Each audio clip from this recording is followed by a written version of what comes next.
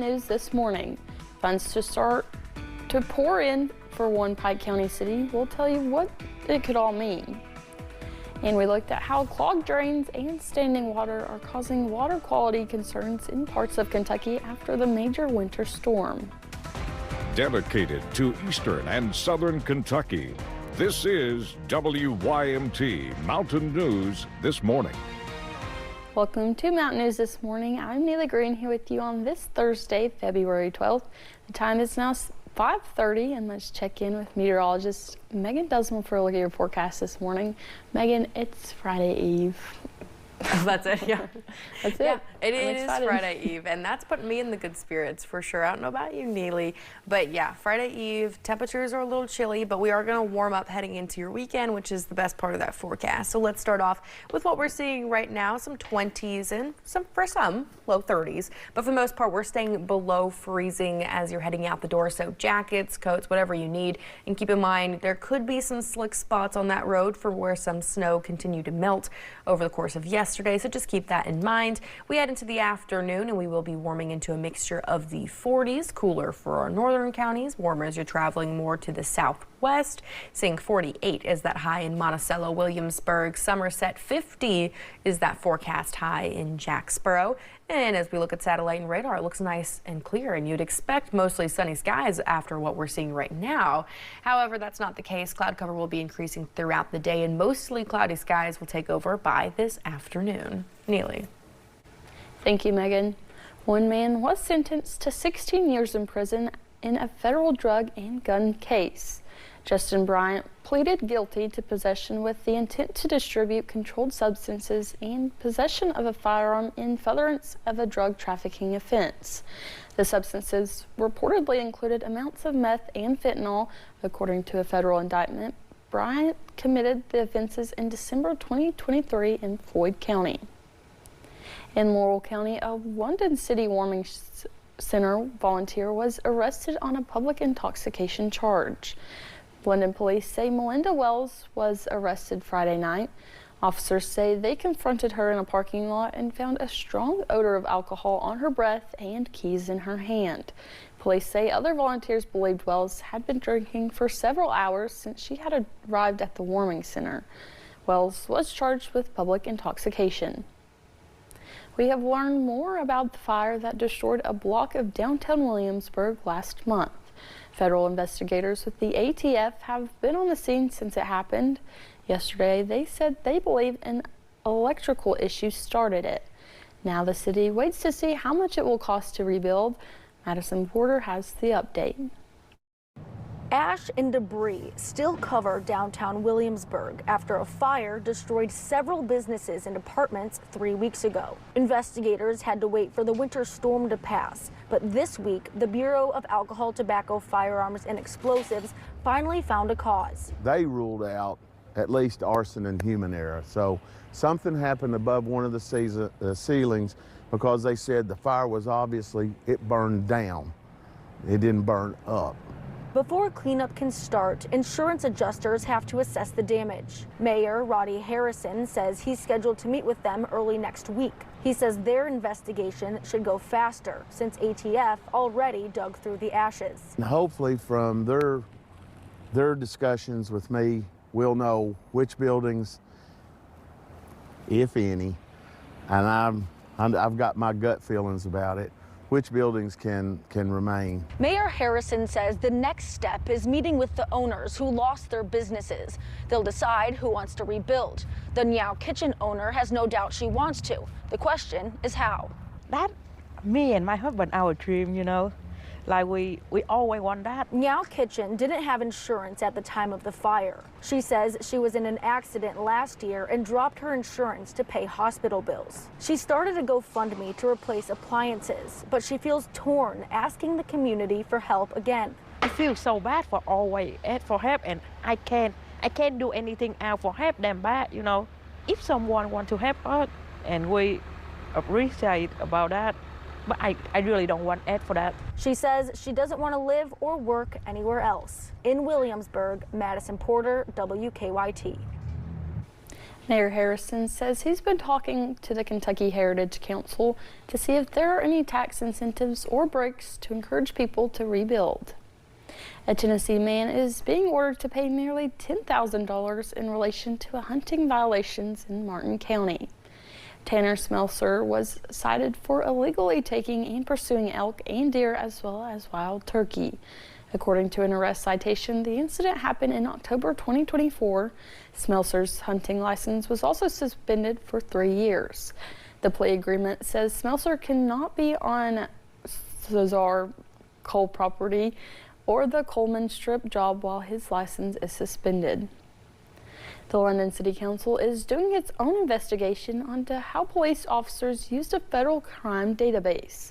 Last week, we reported the FBI was looking onto the police department and how they use the National Crime Information Center.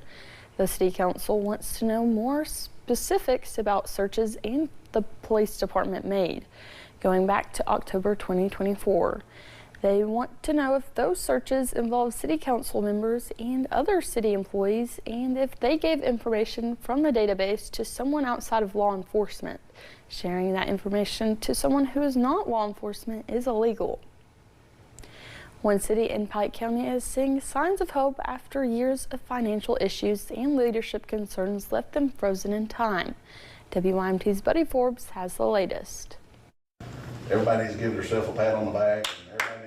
Elkhorn city officials are celebrating as funds begin trickling in to help the town toward its plans for development. In late 2023, financial mismanagement was discovered in the city dating back to at least 2019, which froze the town's grants and government funding until the issues were resolved. It's a big weight lifted off the city, and we couldn't have done it without the help of our city clerk, Amber Bishop, our water team, our community in general, and everybody's pitched in, everybody's excited. Mayor Nathan Bryant was elected after Mayor Mike Taylor resigned in the midst of the financial woes and has worked with the city, county, and other partners to figure out the finances, now seeing millions in grant funding accessible for the city's infrastructure projects. Of course, a lot of this money is earmarked, but you know, we can start paying off some bills, our water bill, our power bill, stuff that we've been unable to do. Developments are moving forward, like a city sidewalk project funded by a $10,000 grant from the Appalachian Regional Commission, administered by the Big Sandy Area Development District. Big safety issue right there that we can fix. And to my understanding, there's going to be a few options for Summit Engineering is assessing sidewalk needs in the city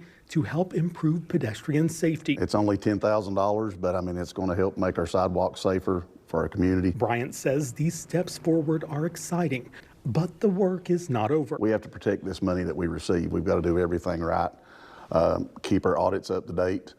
We've got to keep the community informed of what's going on. Saying the narrative can begin to shift from a fear of the finances to a focus on the future. Tourism is our main avenue of revenue moving forward, in my opinion. Getting this money to getting these projects done is going to help us to be able to achieve those goals. In Pike County, Buddy Forbes, WYMT Mountain News. Bryant says the city plans to use its funding to the highest potential and keep working to find more ways to keep the town on the map. Water outages continue in parts of Perry County. Sheriff Joe Ingles says he hasn't had water at his home in 9 days and has filed a complaint with the Attorney General's office.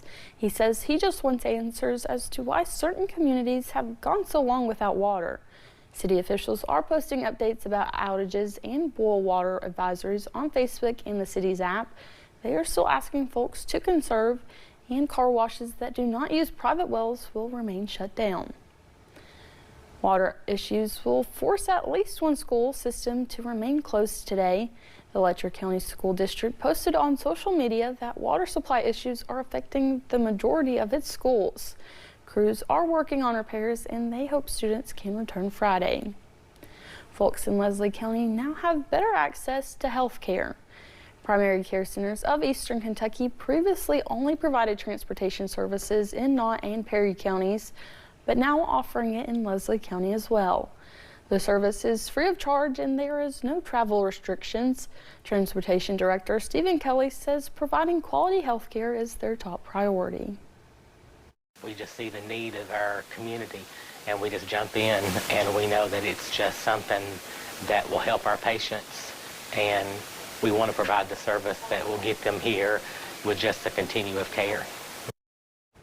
While they do accept same-day transports, the clinic asks if you have an appointment to request a driver at least 2 days ahead of time so they can make sure they have proper staff arrangements.